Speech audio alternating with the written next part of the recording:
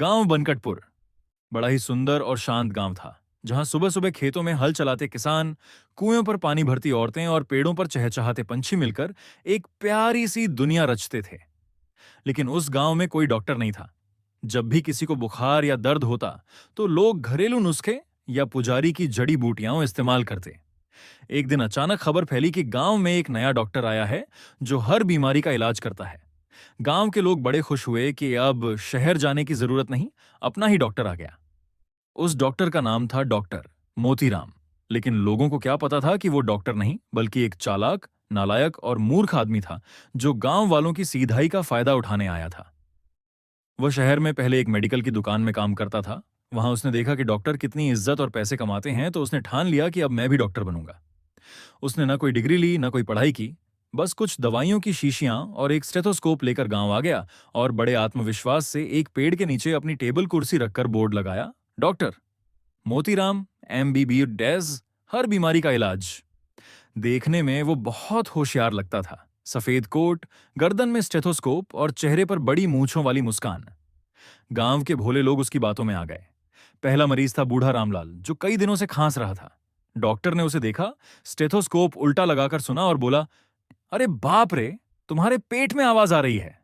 रामलाल बोला, डॉक्टर साहब, आप तो छाती सुन रहे हैं। तो डॉक्टर बोला, अरे छाती और पेट जुड़े हुए हैं, एक ही सिस्टम है, ऊपर नीचे सब एक ही मशीन से चलता है। उसने बोतल से दो रंगीन गोलियां निकाली, एक लाल और एक नीली, और बोला, सुबह लाल गोली, शाम को नीली गोली, लेकिन दोनों साथ मत खाना, वरना बीमारी उलटी पड़ जाएगी। रामलाल डर गया और वैसा ही करने लगा। अगले दिन उसकी हालत और खराब हो गई, तो डॉक्टर बोला, अरे तुमने लाल गोली पहले खा ली होगी, इसलिए बीमारी डरकर और अंदर घुस गई है। लोग डॉक्टर की बातें सुनकर चकित हो जाते। उन्हें लगता ये बहुत विद्वान है। धीरे धीरे गांव में खबर फैल गई कि डॉक्टर कमाल का है। किसी की कमर दर्द उसकी दवा से ठीक, किसी की नींद न आने की बीमारी उसके नुस्खे से भाग जाती। लेकिन असल में सब झूठ था। एक दिन गांव की औरत आई और बोली, डॉक्टर बाबू, मेरे पति बहुत खाते हैं, उनका पेट बड़ा हो गया है। डॉक्टर मुस्कुराया, बहुत अच्छा है, इसका मतलब ताकत है। अगर पेट छोटा हो जाए तो कमजोरी आ जाएगी। औरत खुश होकर घर चली गई। इस तरह डॉक्टर का नाम बढ़ता गया और उसका लालच भी।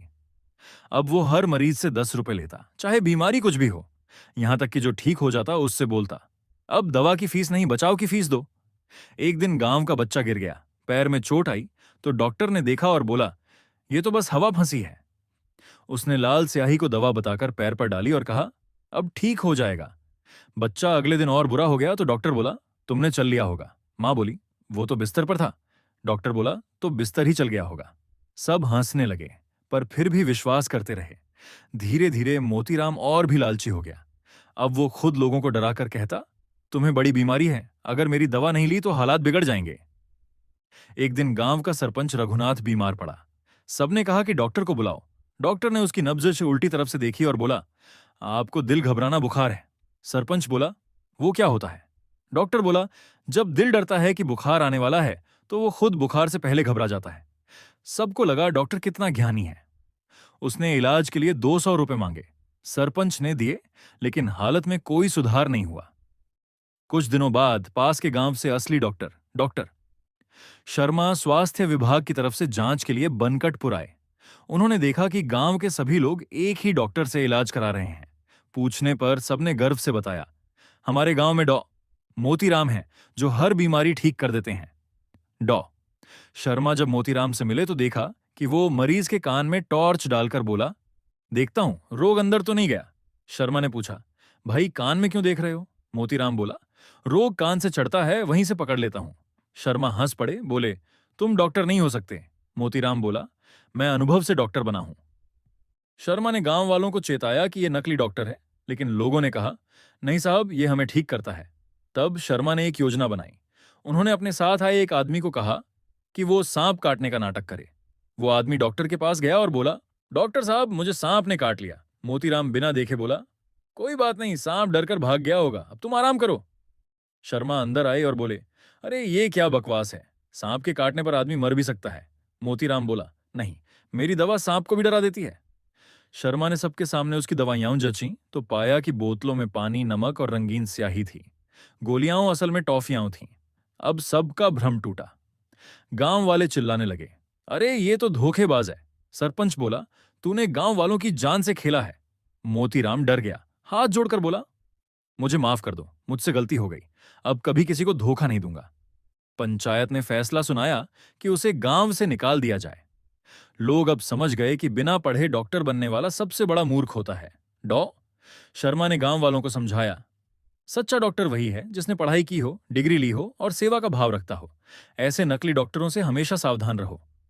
इसके बाद गांव वालों ने निर्णय लिया कि अब कोई भी बिना लाइसेंस वाले डॉक्टर के पास नहीं जाएगा। उन्होंने गांव में एक बोर्ड लगवाया, बिना डिग्री वाला डॉक्टर जानलेवा होता है। धीरे धीरे गांव में जागरूकता फैली, लोग सरकारी अस्पताल जाने लगे। डॉ शर्मा हर महीने गांव आते, बच्चों को स्वास्थ्य के बारे में सिखाते, बूढ़ों की जांच करते और सबको सच्ची जानकारी देते।